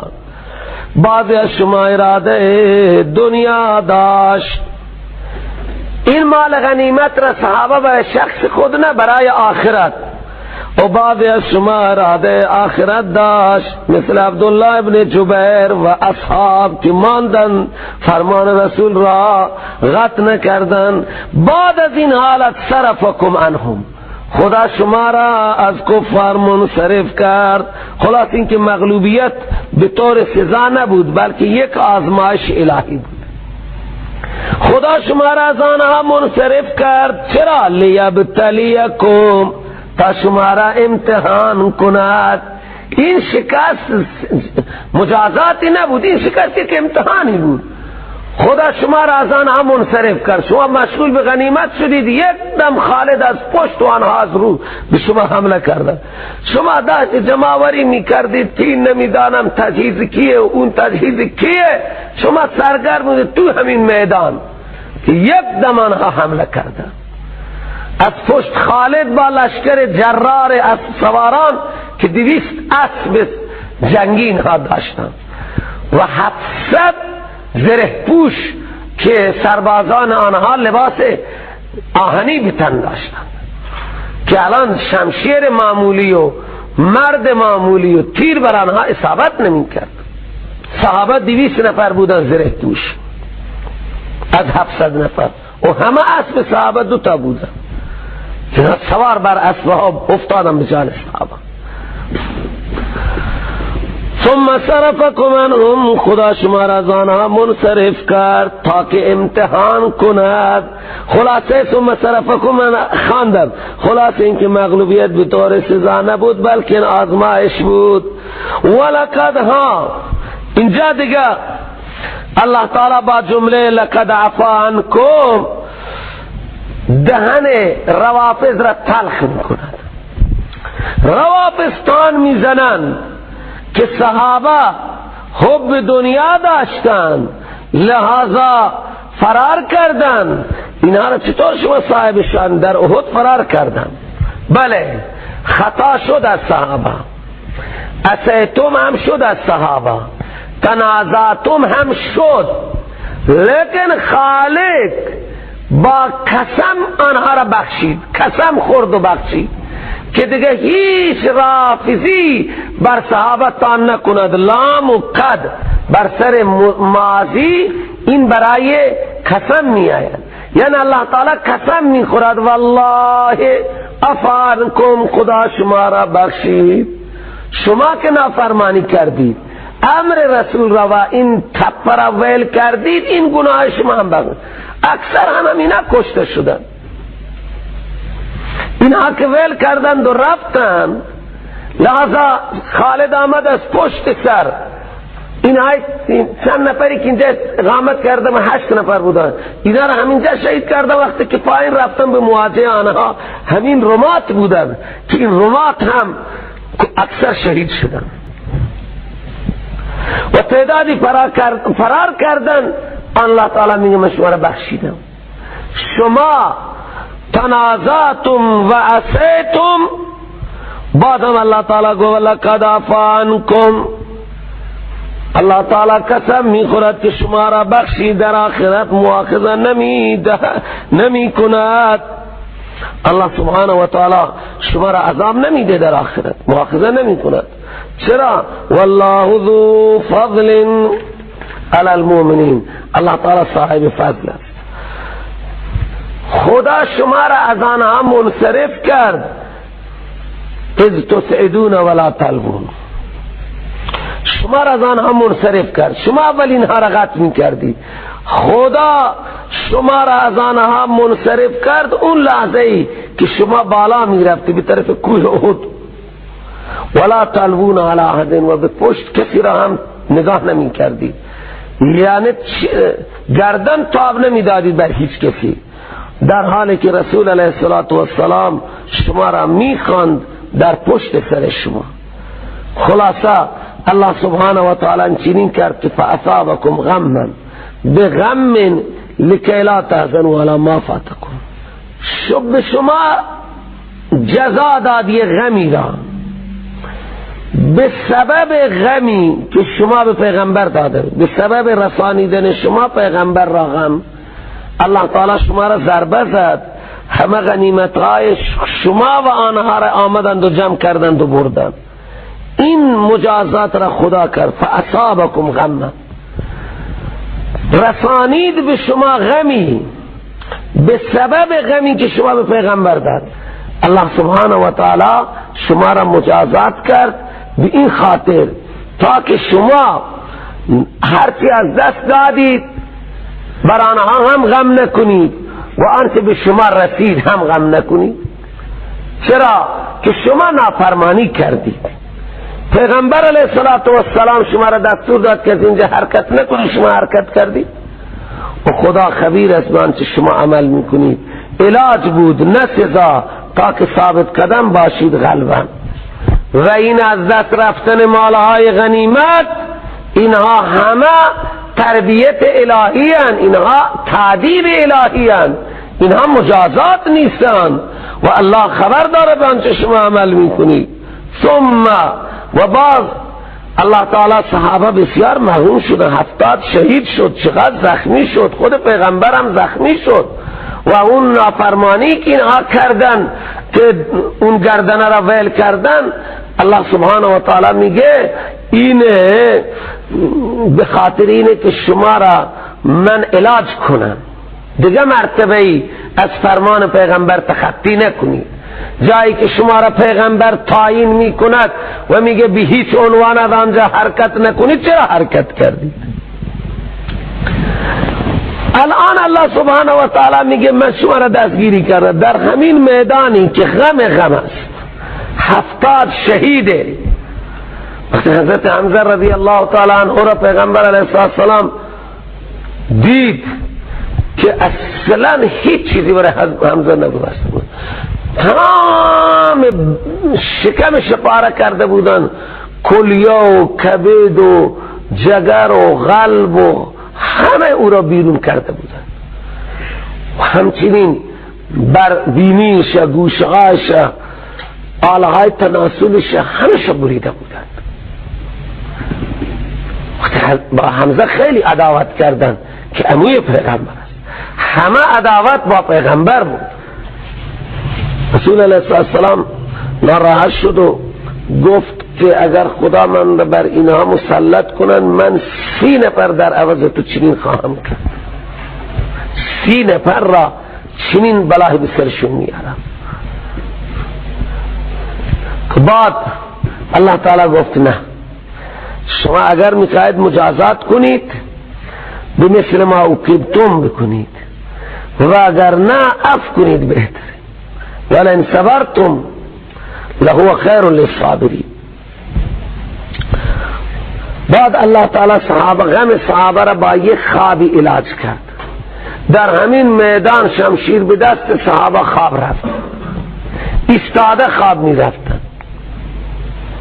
این خواب یک نزول رحمتی در میدان نبرد است. این سر قرآن خوابیدن این رحمتی نیست، این غلبه بی ایمان شیطان است. لیکن در میدان نبرد خواب یک رحمت الهیه. ثم انزل علیکم من بعد الغم، نازل کن خدا بر شما برای تداوی دل شما بعد از این غم، امانتاً امنیتی. اون امانت مبدل منه نعاسن بدله، اون امنیت خوابی بود. خواب به سبک را نعاس میگن. اول چرت که جانگرانی برای انسان میاد، بعد دیگه خواب خفیفی که در حد سره، در حد چشمه ها بستن، لحظا این خواب مختصر را نعاس میگن. و خواب عمیق که خواب دیگه نوم میگن عربی. اللہ تعالی نازل کرد بر سر شما بعد از این غم مذکور یک امنیتی. اون امنیت یک خواب سبکی بود، پوشانید این خواب یک دسته را از شما، یعنی مسلمان ها، همه اونهایی که مسلمان های مخلص بودن خواب اینها را گرفت. و یک طایفه مغموم کرده بود آنها را نفس آنها، در فکر انداخته بود آنها را نفس آنها، گمان میکردن نسبت به خدای کریم غیر حق، اون هم ظن جاهلیت که خلاف وعده سبحانه و تعالی حاصل شد. الله تعالی گفته بود من شما را نصرت میکنم، الان نصرت نکرد، ما شکست خوردیم. نسبت به خدا بدگمان بودن. یقولون با زبان میگفتن، اون بدگمانی اینه، هل لنا من الامر من شیء، آیا بود هست برای ما از امر جنگ و غیره که اختیاری، ما هیچ اختیاری نداریم. قل بگو بینها پیغمبر، امر همه به اختیار خدا هست، دستور و امر، موت و حیات، غالبیت و مغلوبیت، تمام امور در قبضه قدرت خدا هستند. الامر الف لامش استغراقی کله تاکیده، تمام امور یعنی فتح و شکست و نصرت و شکست، غالبیت مغلوبیت، شهادت، زخمی بودن، همه امور به قبضه قدرت خدا هستند. الله تعالی میگه اینا با زبان چنین میگفتن که ما هیچ اختیاری نداریم، کشته میشیم. اینها مخفی میکردن در نفس خود آنچه را که ظاهر نمیکردن برای شما. اون چی که ظاهر نمیکردن این بود که در قلب میگفتن لو کان لنا من الامر شیء، اگر ما در امر جنگ یک اختیاری می داشتیم ما قتلنا ها هنا، کشته نمی شدیم ما در اینجا. یعنی آنها که از جماعت ما قتل شدن به خاطر اینه که اینها شهر مدینه رو ول کردن، شروع کرده وسوسه، اگر ما از مدینه بیرون نمی آمدیم کشته نمی شدیم. علی بله منافقا هم آمدن، لحظه وسواس انداختن در میدان. وقتی مشرکین همین ضربه را زدند و فرار کردن دیگه باقی نمانده. یک مقداری که اینها رفتن جلو، باز گفته عجب ما کار یک سر نکردیم، برگردیم و الان اینها زخمی اند اونجا جمعن، کارشون یک سر میکنیم. پیغمبر علیه السلام فرمان آمادگی دادن که کفار صحابه با وجودی که زخم هم داشتن، خسته و مانده هم بودن، آماده جهاد شدن که تعقیب کنن مشرکین. خب یکی دیگه گفت نه بابا، یک فتح مختصری به نصیب ما شده، تعدادی را کشتیم، برگردیم همه ما را میکشن. شما مگه ندیدید که اینها 2 مرتبه آمدن سر جا، روی ناشها آمدن، اینها نرفتن یک سر. کجا میریم و کشته میشیم. پس همین به اصطلاح پیروزی مختصر را غنیمت حساب کردند و برگشتن، دیگه بر نگشتن، آمدن. ورنه پیغمبر و صحابه آماده شدن که اینها را تعقیب کنن، مقدار هم دنبال اینها رفتن، بعد برگشتند و شهدا را، بعضی شهدا جنازه ها را انتقال دادن به مدینه منوره، به جنت البقیع، که تقریبا اونجا هم اونا که بلدن میدانن که شهدای احد تعدادی در جنت البقیع آورده شدن، اکثریت اونجا ماندن. و رسول پاک صلی الله علیه و سلم دستور داد که اینها را در جایی که کشته شدن در همون جای اینها را دفن کنید، که حضرت سید الشهدا اونجا دفنه. و حالا اون دیوار بزرگی هم نیست، دور برش الان حصار کردند و دیوار کشیدن، چون شهر شده بازار شده، لیکن اون دیوار هم خیلی دیوار کوچکیه، بزرگی نیست. که 70 نفر اونجا شهدا هستند، ولی حتی 1 و 2 سنگ دیده میشه همون وسط از همین در، انسان وقت نگاه میکنه داخل که کسی را نمیگذارد.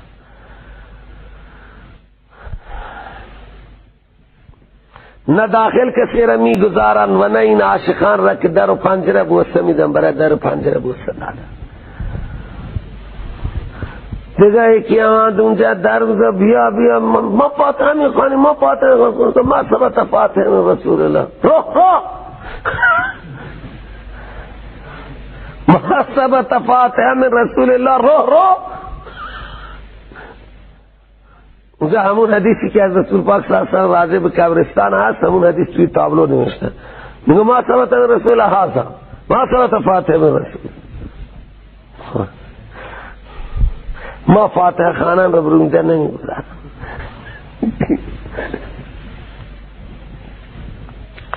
قول بگو پیغمبر علیه السلام همه امور به اختیار خدا هستند، اینا مخفی میکنن در دل. خب من عرض میکردم بعد این منافقین هم آمدند و دیگه ورثه آمدند و زنان آمدند و دیگه خبر رسید مدینه منوره خیلی نزدیک به احد، زیاد دور نیست. الان که خب مدینه منوره از میدان احد رفته همون بالا کوه احد میخواد مدینه بالا بره، شهر شده. الان یک ذره انقطاع نیست، اون زمان وسط انقطاع خیلی هم نزدیک دور هم نیست. اینجا آمدن به شهدا و لحاظا حرف زدن، منافقین حرف می زدن که اگر ما اختیاری می داشتیم ما کشته نمیشدیم اینجا. قول بگو پیغمبر بینا من عرض کردم که منافقین همیشه در لیست مومنین بودن، بی خاطر اللہ تعالی میگه قول بگو برای این حالا کنتم فی بیوتکم اگر شما هم در خانه خود قرار می داشتید، البته ظاهر می شدم آنهایی که فرض شده است بر آنها قاتل الی مزاجهم به محل سقوط خود. و دیگه این الله تعالی امتحان می کند آنچه را در سینه های شما است و صاف می کند از وساوس آنچه را که در دل شما است، چون که مومن به وجه مصائب خالص می شود. والله علیم بذات الصدور، الله تعالی علیم بذات الصدور است. لیکن برای دیگه جهانیان الله تعالی می خواهد ثابت کند ثابت قدمان را و امتحان کند. این کاری که خدا کرد فعل ذلك لمصالح حسناتهم ولابتلائهم. ببینید این لیبتلیا متعلقش محذوفه که این کار را خدا کرد فعل ذلك به خاطر مصالح حسنات و به خاطر امتحان، تاکه امتحان کند الله تعالی آنچه را که در دل شما هست و خالص کند آن ایمانی را که در قلب شما هست، چون که مومن به وجه مصائب خالص می شود. الله علیم به ذات صدور است و می تواند چطور تزکیه و تطهیر کند. خب اینجا الله تعالی فرمود که عفا الله عنکم، این خودش یک تسلی بود برای صحابه. حالا منافقا شک و شبهه داشتند و صحابه را ملامت می کردند، بی خاطر الله سبحانه و تعالی دو مرتبه اعلان عفو می کند. ان الذين تولوا منكم، یعنی در جنگ احد آنهایی که گشتند از شما در جنگ احد، یوم التقى الجمعان، روزی که دو جمع با هم قاطی شدن. اون عبدالله با منافقات قبلا رفته بود، این همون صحابه ای که به اصطلاح رمات اینجا ویل کردن رو بعد از فشار صحابه به طرف کو بالا رفتن، همون چیز را میگه. اونها که گشتن از شما روزی که ملاقات شدن دو جمع کفار و مؤمنین در احد، انما استزلهم الشیطان، جز نیست که لغزش داد آنها را شیطان به سبب بازان که آنها کسب کردن. کسب آنها اینه که اون تپه را ویل کردن، اون گردنه را که رسول پاک صلی اللہ علیہ وسلم آنها را مستقر کرده، کسب صحابه در اونجا همینه. شیطان آنها را لغزش داد که بی ایمان گفت ان محمدن قد قتل. وقتی گفت ان محمدن قد قتل صحابه سراسیمه شدن. پس اونهایی که گشتند از میدان نبرد از شما روزی که ملاقات شدن دو جمع، اول جزی نیست که لغزش داد آنها را شیطان به سبب بعض گناهی که کسب کردن دره را ول کردن. خب الان اعلان عفو ثانی برای چیه؟ که منافق ها گفت شما اینه آن عفا الله عنکم تسلی بود، این اعلان عفو. ولقد عفا الله عنهم، به خدا قسم الله بخشیده عفو کرده آنها را. این لغزش آنها را که آنها در میدان قتال فرار کردند یا در را ول کردند، این گناه آنها را الله تعالی بخشیده. کسی را که خدا بخشیده مغفور و بخشن خدا را کسی ایراد بگیره او خودش ملامت نیست. و رهبر کسی را ببخشه حالا رئیس زندان نبخشه ملامت نیست. 100% خالق کل وقت بخشید اعلان کرد که من خطای شما را بخشیدم، 2 مرتبه هم اعلان کرد. الان اگر کسی ایراد بگیرد بر صحابه رسول الله بر اینها او ملامت نیست، 100% ملامته. چون کسانی را که خدا بخشیده اینها بر بخش خدا در اعتراض میکنه. ان الله غفور حلیم، الله تعالی بخشنده از گناه ها را می بخشد، حلیم و بردباره، بعد از بخشیدن جنت هم عنایت می کند. زجر برای منافقین. یا ایها الذین آمنوا، ای مؤمنین، لا تکونوا کالذین کفروا، نباشید شما مثل آنهایی که کفر کردند. مراد منافقین، لیکن قرآن اینها را تعبیر از کفر کرد که نفاق اینها در حد کفر است. او گفتن ظاهرا برای برادران خود هم مذهب یا هم نسب، اذا ضربوا فی الارض، وقتی این همون عبدالله ابن ابی با 300 نفر باز اینها چنین گفتن. شما مثل آنها نباشید که گفتن برای برادران خود یعنی هم مذهب و هم به اصطلاح نسب. اذا ضربوا فی الارض،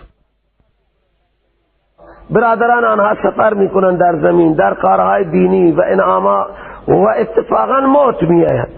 او کانوا غزا، یا آنها برادران آنها غزات میشن.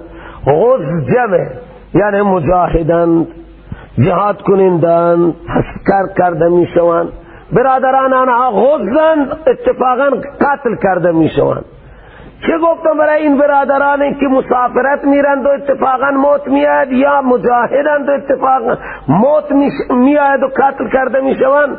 این چیز را گفتن که لو کانوا عندنا ما ماتوا، اگر اینها نزد ما می بودند در مدینه و برای جهاد نمی رفتند، ما ماتوا، نمی مردند، و ما قتلوا، کشته نمی شدند.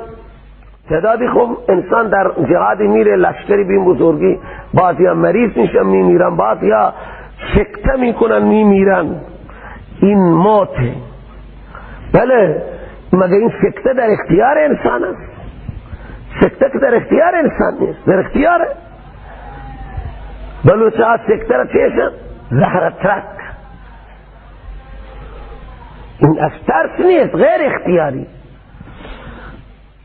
شما مثل آنها نباشید که گفتن برای برادران خود وقتی مسافر میشن در زمین برای کارهای دینی و اتفاقا موت میاد یا مجاهدند و شهید میشن، گفتن اگر آنها نزد ما می بودن نمی مردن، کشته نمی شدن. شما اینطور نباشید. چرا؟ که الله تعالی این اعتقاد را در دل آنها انداخت.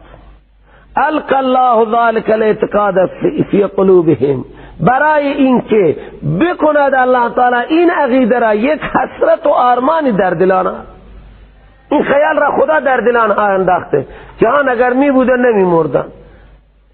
خب ای حسرت میخونن لو کان عندنا ما ماتوا و ما قتلوا. الله سبحانه و تعالی میگه القى الله ذلك الاعتقاد في قلوبهم ليجعل الله ذلك حسرة في قلوبهم. این متعلقش محذوف القى الله ذلك الاعتقاد، تا که این حسرتی بکنه در دل آنها. و جواب حقیقی اینه که والله یحیی و یمیت، الله است که جان میدهد در سفر و در حضر و در جنگ و در امن، جان دهنده الله است. یمیت، کشنده هم قبض روح کننده الله است، جان را میگیرد. الله بما تعملون بصیر. ترغیب توبه هست، آنچه که شما عمل میکنید خدا بصیر، توبه کنید این چه حرفایی که شما میزنید. جواب ثانی و بشارت. اللہ تعالی می فرماید لئن قتلتم فی سبیل الله، اگر شما کشته شوید مؤمنین در راه الله، او متم یا در راه خدا بمیرید بموت طبیعی، تو فلا تحزنوا، جزا مقدر ہے، شما غم نکنید. چرا؟ کہ علت لا تحزنوا ہے که بخششی از خدا به شما میرسد، رحمتی از خدا به شما میرسد. خیر مما یجمعون، به درجه ها بهتر است از آن مال و متاع و زندگی که انسان ها جمع میکنند. زندگان جمع میکنند از تماما همین برای شما بهتره. به هر حال اگر شما در راه خدا کشته شدید، شما در راه خدا موت داده شدید، فلا تحزنوا، شما غم نکنید. چرا؟ که بخشش از خدا، رحمتهای ویژه از خدا که به مجاهدین میرسند و به برانهایی که در راه خدا میمیرند به درجه ها بهتر از آن که این انسان ها جمع میکنند. و باز هم اگر در این دنیا به شما هم چیزی گیر نآمد، پس حشر شما به خدا است. اگر شما بمیرید یا کشته شوید، بمیرید، موت داده شوید یا کشته شوید و شهید شوید، لإلی الله تحشرون، با مرگ و با شهادت شما به خدا حشر کرده میشید، شما به بارگاه الله سبحانه کرده میشید. لإلی الله تحشرون. حالا تسلی برای اصحاب پیغمبر، تسلی برای اصحاب پیغمبر و آن اینه که خدا نبی رحمت و مهربان به شما عنایت کرده. اگر این نبی مثل فرماندهان دیگری خشن می بود، همه شما را مجازات میکرد که شما در میدان فرار کردید، استسعدون ولا تلوون کردید، در را ویل کردید. خب سرباز وقت تخطی کنه مجازات میکنن، نمیکنن؟ 100% مجازات میکنن. لیکن نبی رحمتی که شما را مجازات نکرد. فبما رحمت من الله لنت لهم، ما زائده با سببیه، به سبب رحمتی که از خدا در قلب و جان شما بوده پیغمبر نرم شدید شما برای این فراری ها. اگر شما می بودی فضلا سیء الخلق، بد اخلاق، غلیظ القلب، سخت دل، تو لنفضوا من حولک، اینا فرار میکردند از حال هوش شما و میرفتند، اینا فرار میکردند و میرفتند از حال هوش شما. این علوم و فیوز از کجا به آنها میرسید؟ لحظه این علوم، این فیوز، این اعتقاد از میشد. لذا پیغمبر فاعفو عنهم، شما هم عفو بفرمایید. خب حق رسول الله اینجا ضایع شد، فرمان رسول الله قطع شد، پیغمبر شهید، دندان مبارک شهید شد، چهرهش خون آلود شد. خب این به خاطر اون نافرمانی صحابه شد دیگه، سبب اونه. الله تعالی میگه شما عفو بفرمایید. فاعفو عنهم، عفو بفرما از دل درباره حق خدا، از حرکات نامناسب آنها. واستغفر لهم، او آمرزش بخواد درباره حق خدا برای آنها، برای آنها هم آمرزش بخواد. خدا را نافرمانی کردن، شما را نافرمانی کردن، شما حق خود را معاف کنید و از خدا برای آنها بخشش بخواهید. و دیگه و شاورهم فی الامر، مشوره بگیرین ها در امر دین، اینها را مشیر خود قرار بدید. مشوره بسیار محبت پیدا میکند. اگر یک انسان بزرگ از یک انسان کوچک خصوصا مشوره بگیرد، من کاری دارم، حالا چقدر مثلا اون انسان کوچک به هم میبالد که بابا من کسی هستم که فلانی از من مشوره گیر، او کار خودش را انجام میده، لیکن همین مشورت الفت میارد، رافت میارد، رحمت میارد، چقدر محبت برقرار میشه. این خاطر الله تعالی میگه به دستور سابق قبلا اینا مشیر شما بودن، الان از معذر ترد نکنید، در کار از اینها مشوره بگیره پیغمبر. لیکن بعد از مشوره وقتی تصمیم تو قطعی شد برای هر کاری، برای جهادی، جبهه سفری، تو اعتماد فقط بر خدا بکن، لا علی المشوره، بر مشوره اعتماد نکن، اعتماد بر خدا باشد. مشوره بگیر، اینها را مشیر خود قرار بده. ان الله يحب المتوکلین، الله تعالی دوست دارد آنهایی را که بر خدا توکل دارد. ازاله حسرت، فتح و نصرت از طرف خدای، خذلان هم از طرف خدای. خذلان اینه که عدم نصرت. اگر شما را نصرت کند خدای تعالی پس غالبی نیست برای شما که بر شما غلبه کند، و اگر خدا شما را رها کند یعنی مغلوب گرداند، کیه اونا که نصرت کند شما را بعد از رها کردن خدا، خذلان خدا. خذلان یخذلکم یعنی مغلوب گرداند، دفع نصرت، عدم نصرت. این موقع نصرت کسی دیگری را ویل کند این میگه خذلان. اگر نصرت شما را خدا ویل کند تو کیه بعد از خدا که شما را نصرت کند؟ خلاصه دستور عمل اینه که و علی الله فلیتوکل المؤمنون، بر خدا باید اعتماد کنن مؤمنین. این منت دوم نبی امین.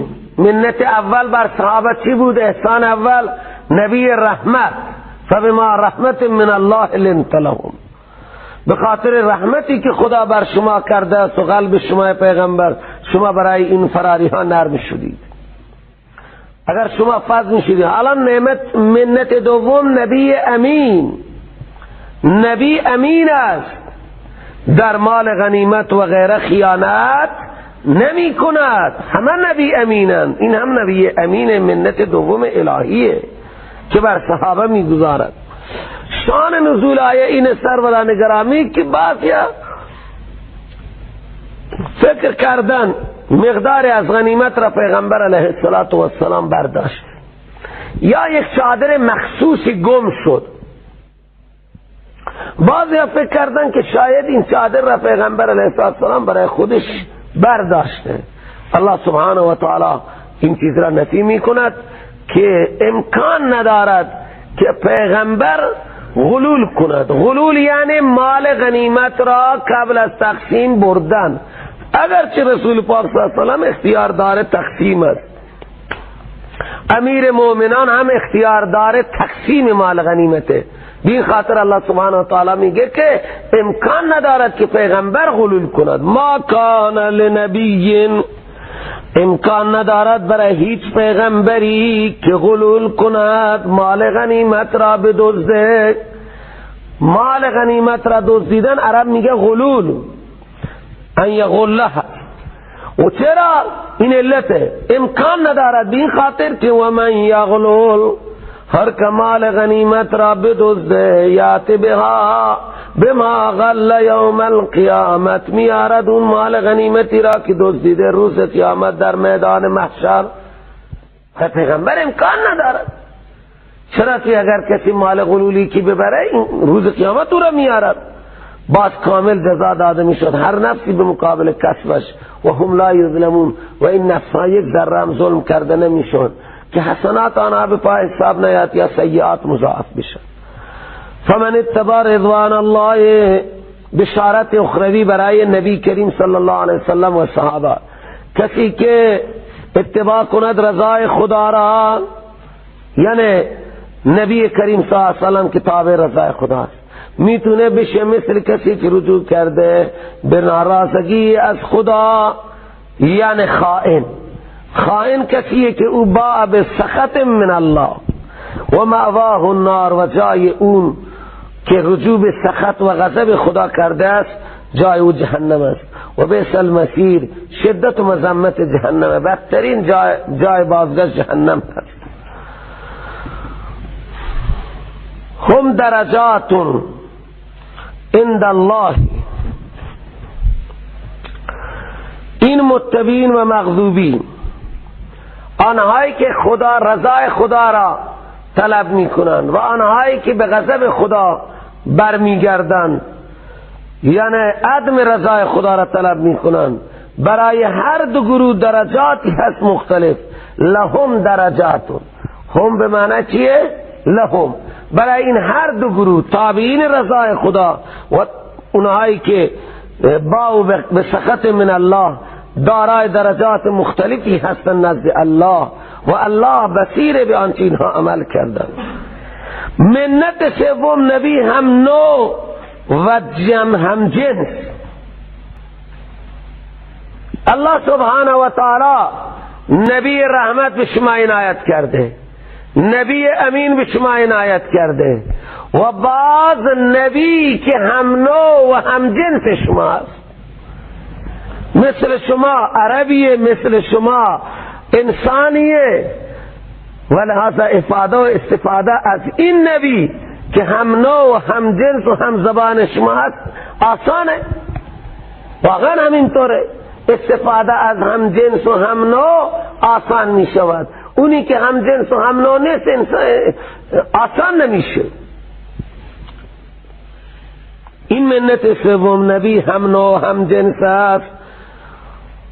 لقد من الله علی المؤمنین، به تحقیق احسان کرده خدا بر مؤمنان هنگامی که مبعوث کرده در میان مؤمنان رسولی بسیار عظیم و شان از نفس آنها، از خود آنها عربی و از جنس آنها هم فامیل آنهاست.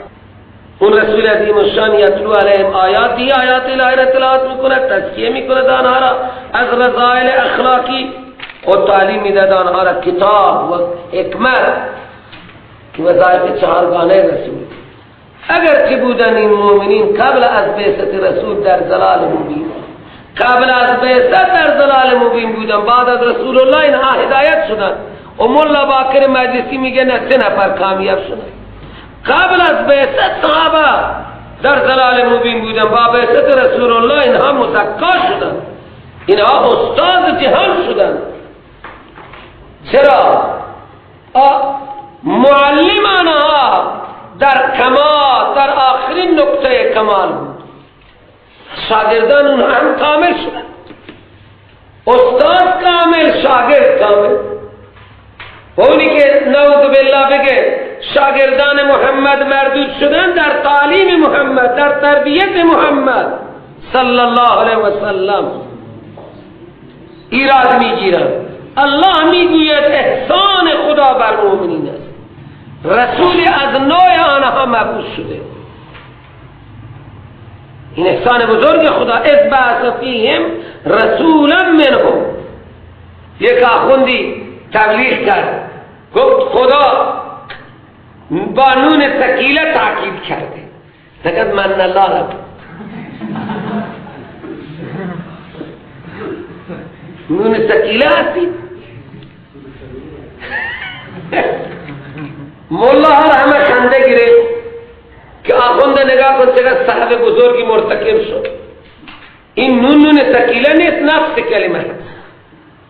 من یمن، منن به معنی احسان. البته قرآن مؤکده با لام و کد و در جواب توی قسم والله احسان بزرگی خدا کرده است بر مؤمنین که رسولی عظیم و شان از جنس آنها مبعوث کرد. اگر بشریت پیغمبر را کسی انکار کند، اول او را تفهیم میکنیم. اینجا چون در پاکستان بشریت رسول الله را انکار میکنه، یکی دی خود را سنی پاک میگن، برهلویشون میگن خود را سنی پاک میگن، بشریت رسول الله را انکار میکنن. لحظه عبارتی از تفسیر روح المانی صفحه 113 جلد 4. اگر کسی رسالت پیغمبر را قبول کند لیکن بشریت پیغمبر را قبول نکند، او را تفهیم میکنی که پیغمبر بشر رسول بوده. اگر نفهمید، آلوسی میگه حکمنا به کفرشی، حکم کفر او را صادر، قرآن را انکار کرد. و به تحقیق بودن این مؤمنین قبل از بعثت رسول، قبلو مضافلش محذوفه. قبل از بعثت رسول فی ضلال مبین بودن، لیکن بعد از بعثت اینها همه تربیت شد. فانقذکم منها، هر که بر صحابه ایراد بگیرد بر شهادت قرآن ایراد گرفته. خدا اینها را بعد از بعثت رسول الله هدایت. اکنون که در میدان احد شکستی آمد، صحابه تعجب کردند. اولما اصابتکم مصیبتون، هنگامی که به شما رسید مصیبتی در احد 70 نفر شهید شد، حالانکه شما 2 برابر اون مصیبت را بر آنها وارد کرده بودید. در احد 70 کشته بودید، 70 اسیر کرده بودید. وقد اصبتم مثلها، شما رسانیده بودید 2 برابر اون مصیبت به دشمن در احد. قلتم، شما گفتید انا هذا، از کجا آمد این مصیبت؟ تعجبا نه اعتراضا. اولین جواب قل هو من عند انفسکم، این مصیبت از طرف نفسهای شما آمد. گردنه را ویل کردید، دشمن شما را در محاصره قرار داد. از پشت هم دشمن، از جلو هم دشمن. دیگر راهی به طرف شرق برای شما شد، فرح کردید. انسان وقتی در محاصره دشمن بیفته خط سخت جنگ. و از جانب نفس شما بود که گردنه را ویل کردید. و خدا بر عرش قادر، شما را هم که همراه رسول الله بودید خدا شهید کرد، مصیبت داد. خدا قادره دوستان را هم مصیبت میرسانه. این یک جواب. جواب دوم تسلی بخش، او به فرمان خدا آمده بود مصیبت، حکم خدا اجرا شد. نرسید به شما یوم التقى الجمعان مصیبتی، ما اصابکم یوم التقى الجمعان فباذن الله. آنچه به شما رسید روز ملاقات دو جمع، از سراسیمگی و فرار، از شهادت در میدان، او به امر خدا بوده. سبب اصلی امر خدا بوده، سبب ظاهری کسب شما بوده. و دیگه حکمت اصابت اینه لیعلم المؤمنین، مؤمنین را ظاهر کنند. کیا ثابت قدمن 2 مرتبه میان در میدان جمع میشن. و دیگه الله تعالی خواست ظاهر کنند منافقین را. شما را آورد در دامن احد، رئیس منافقین با سیاست برگشتن و نفاق آنها ظاهر شد. شما در میدان یک خطای مرتکب شدید، خدا شما را شهید کرد. الان 2 مرتبه پیغمبر شما را صدا زد، شما جمع شدید با پیغمبر. این دیگه دلیل این. وقیل لهم تعالوا قاتلوا فی سبیل الله،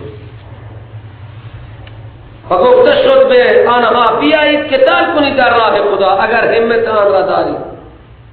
اگر همت قتال ندارید کم از کم سیاهی لشکر باشید. او ادفعوا، اگر همت آن را ندارید تو لحاظا دافع باشید، یعنی سیاهی لشکر باشید، فقط سیاهی لشکر دافع باشید. قالوا گفتنی منافقین لو نعلم قتالا لاتبعنا، اگر ما این جنگی می، این جنگی نیست، خودکشیه.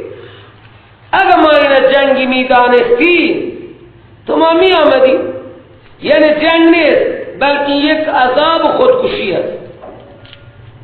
خب این منافقین به کفر آن روز نزدیکترند از آنها به ایمان. اینها به کفر امروز از ایمان نزدیکترند.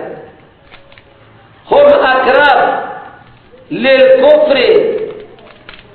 این روز به خاطر این جواب خشک و تلخ، جواب خشکی دادن، تلخی دادن، آنها به کفر نزدیکترن از آنها به ایمان.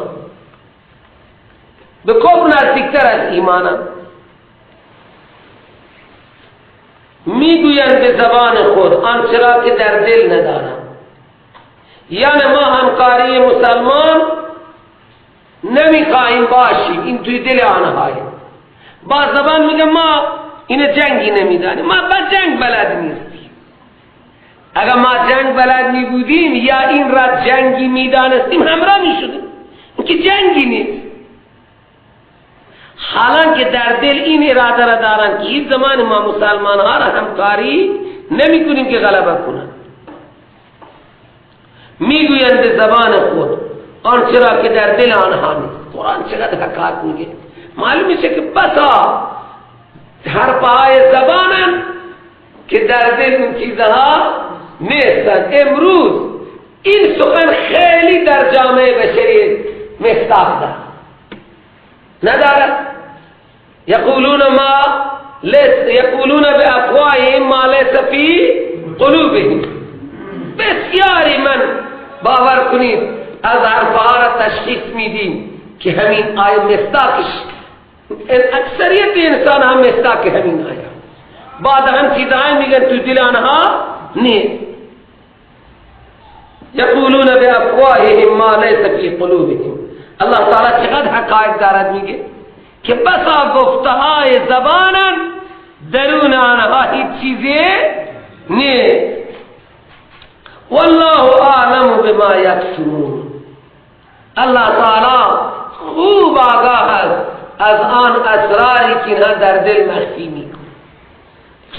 مسلمان از یک طرف با کافر همکار. شعار بر مرگ بر آمریکا ولی از یک طرف دیگر به 52 هم بدلدن. یقولون بافواههم ما لیس فی قلوبهم. امریکا کافری باید کشور خود را در همین ایام چیزا آمدن و تبلیغ کرده باید ما همه متحد باشیم. ایام انتخابات همه باید متحد باشیم. ملاها امامه هم به ملاها گوش تقسیم کرده. همه باید متحد باشیم دیگه. از این طرف فرستاده همه باید متحد باشیم کافر از کشور خود خارج کنیم و رای گیری هم براییم. و اگر تمی خواهی کافر را پس این رئیس جمهور کافر را چرا تعیین میکنی؟ اگر تمی خواهی کافر را از کشور بیرون کنی آقا چه زبانی سخن را پشکوی هم سخن را کرد. برای ملاها لنگوٹا تقسیم کرد، امامت تقسیم کرد. و بعد هم گو باید همه دست هم باشید تا که این کافر از کشور خود اخراج کنید. هزاران دیگر مگه عجیبه ما خیلی فریب میده. یقولون بافواههم ما لیس فی قلوبهم. اگر اونها میخواهند اراده اخراج کافر دارن پس رئیس جمهور کافر را چرا تعیین میکنن؟ نمیخواد که تو برای من رای گیری کنی. برو بیرون. چرا آمدی؟ فضامه تو تروریست اینجا تروریست. این افغان های مسکین پالوختن.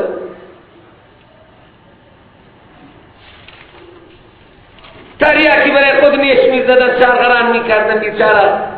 آردی میگرفتن میآوردن. تریاک را این طرف میآوردن، آرد را اون طرف میبردن. کاری نکردن بیچاره. چیکار کنن؟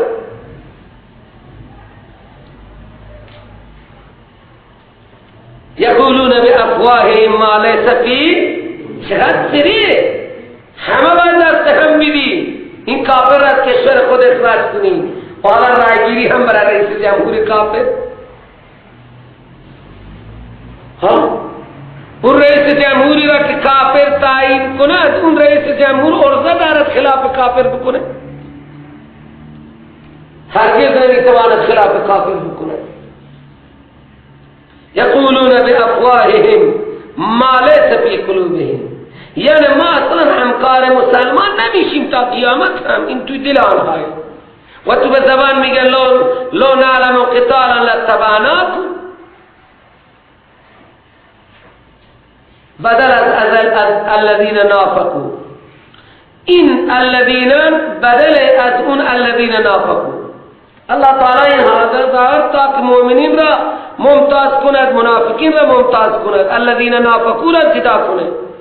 این الذین نافقوا کیا هستند؟ میگه الذین قالوا لاخوانهم وقعدوا. منافقان اونها بودند که به برادران نسبی و وطنی خود گفتند در حالی که خود آنها در مدینه نشستند لو اطاعونا که در احد بیشتر انصار کشته شدن. اگر اینها ما را اطاعت میکردن بیرون نمی رفتن از خانه ها، از مدینه، از شهر مدینه بیرون به دامنه احد نمی رفتن، کشته نمی شدن. الله تعالی خشم کرد قل بگو به اینها فادرؤا عن انفسکم الموت ان کنتم صادقین. اگر شما میگی در مدینه ماندن، مرگ نمی آمد، کشته نمی شدن، تو الان مرگ را از خودتان دفع کنید. دفع کنید مرگ را از خودتان ان کنتم صادقین. اگر در مدینه نشستن مرگ نمی آید، قتل مرگ نه، تو مرگ را از خود دفع کنید. روی انه مات یوم قالوا هذه المقاله 70 منافقا مدارک. تفسیر مدارک صفحه 151 جلدی قرطبی صفحه 267 جلد 4. 70 منافق اللہ تعالی در شهر مدینه کشت. اینطور مرد. الان اشارت برای شهدای بد. لا تحسبن الذين قتلوا في سبيل الله امواتا. گمان نکنی آنهایی را که کشته شدن در راه خدا در دامنه احد مرده معمولی مثل مردگان عموم. خب مرده نیستن چیه؟ رب میگه بل احیاء عند ربهم. اینها نزد پروردگار خود زندان به یک حیاتی بسیار ممتاز، یرزقون رزق داده میشوند. فریحین بسیار خوشحالن شهدای دامنه احد به آنچه خدا به آنها داده از فضل خودش، درجات، قرب و خوشحالی میکنن برای اون مؤمنینی که هنوز به آنها لایق نشدن، به خاطر اینکه زندان در دنیا هستند از پشت سر خود. و آن فریحین یعنی که الله خوف علیهم ولا هم یحزنون. این بدل اشتماله از الذین لم یلحقوا بهم من خلفهم، که خوفی نیست برای اونها و نه غمی دارن برای دیگران. خوشحالن به نعمت من الله و فضل، اون نعمت حسی که به آنها رسیده، اون فضل که رضای الله هست به آنها رسیده، و اینکه الله تعالی ضایع نمی کند اجر مؤمنین را. بسیار خوشحالن. یستبشرون.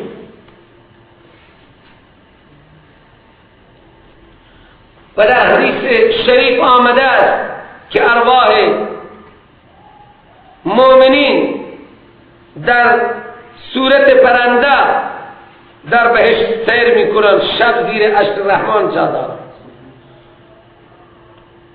خدا گفت بخواهید چه بخواهید هر چیز.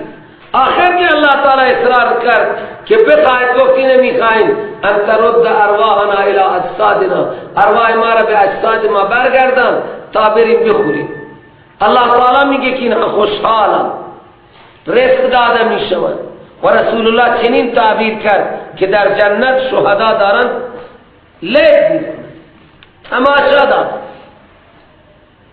آخر الله تعالی گفت قانون نیست که من ارواح به اجساد برگردم و شما در راه خدا کشته بشید. 2 مرتبه. بله بدل از اون یستبشرون بالذین لم یلحقوا بهم من خلفهم، که خوفی بر خود آنها نیست و نه آنها مغموم میشن برای دیگران. خوشحالن به یک نعمت حسی از جانب خدا و فضل معنوی که به آنها رسیده، و برای این مطلب که الله تعالی ضایع نمی کند اجر مؤمنین را. و آخر دعوانا ان الحمد لله رب العالمین.